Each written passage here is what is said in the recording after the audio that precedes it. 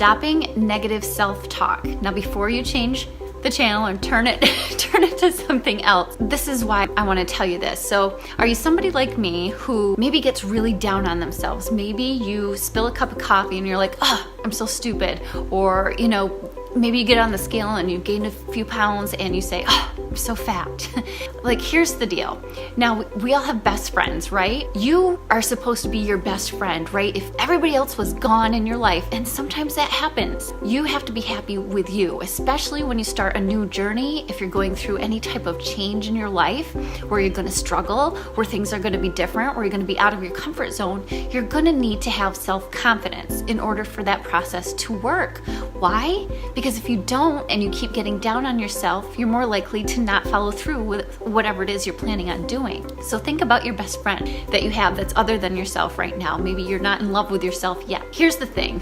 What happens when they come to you and say, I have this dream, maybe I want to open up a coffee shop, or I want to go back to school? What do? No matter what's going through your head, what do? You believe in them, right? Or you build them up, you compliment them, you support them, you love them, even if they screw up, right? Even if something doesn't go as planned.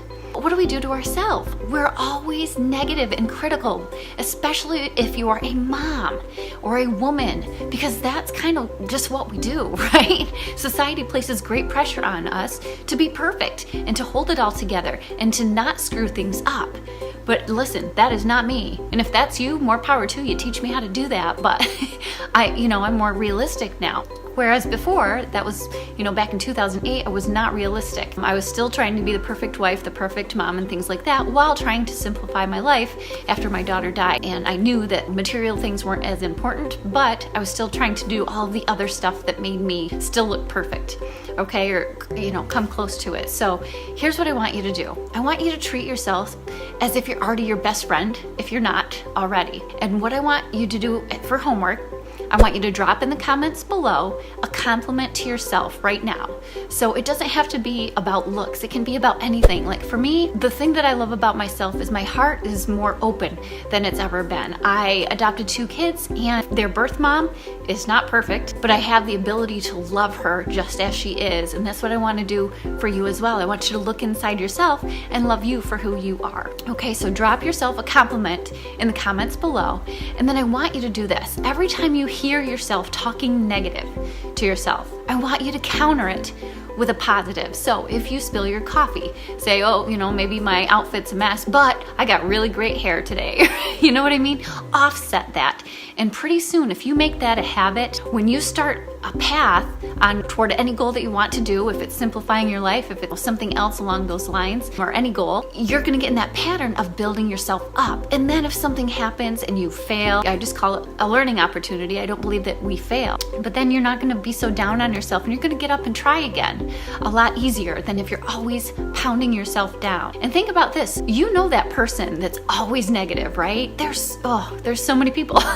Okay? And I think I used to be one of those people. And I try really hard. Some days I still am. But I try really hard because people don't want to be surrounded by people that are negative. We need to build each other up. And that's what I love about my Simpler Living Moms community. So if you're in that community, I'm so excited. If you know somebody that would love to be in it, go ahead and find us on Facebook at Simpler Living Moms Club. And I just love building each other up. That's what life is about.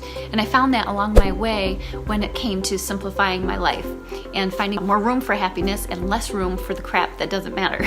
Okay, like material things that I don't need to do each day that I was so consumed with before. So that's your challenge. I want you to start talking positive to yourself so that whatever you set out to do, you have somebody on your side. Okay, we don't all have a super support system physically. Maybe we aren't married, or maybe our parents and children are not around us. Whatever it is, you need to support yourself and know that you are enough just as you are. Okay, you do not need to be perfect. There's no such thing as perfect moms, just real moms. And I love that saying. So you are enough.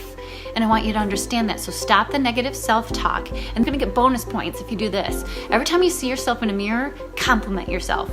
Or any type of reflection. Say, oh, there I am. Hey, I made a great dinner last night. Whatever it is, give yourself a compliment. So I hope that encourages you to implement that whenever you're starting something new. And again, if you are part of our group, Simpler Living Moms on Facebook, I am so glad you are here, and we will talk to you soon. God bless, and leave those comments below. Thank you.